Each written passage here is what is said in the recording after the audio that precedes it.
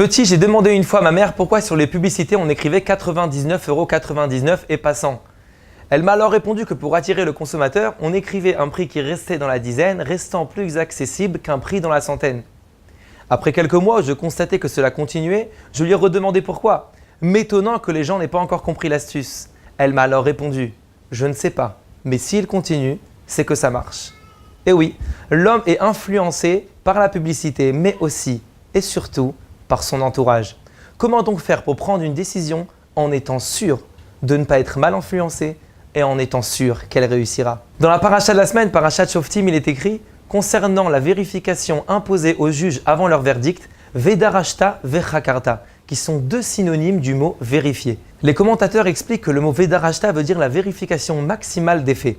Et le mot vechakarta veut dire la vérification par la Torah de la décision à prendre selon ses faits. Le Gaon de Vilna dit que c'est l'attitude à avoir dans toutes nos décisions. À titre d'exemple, la préparation à la Aliyah.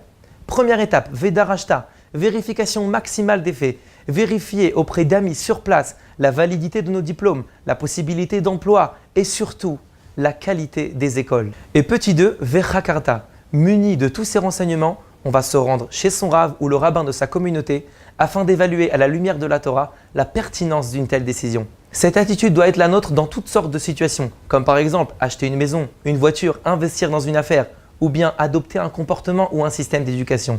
Ne jamais oublier les deux étapes. Vedarashta, vérification maximale et Vechakarta, demander conseil auprès d'un rav. Shabbat Shalom.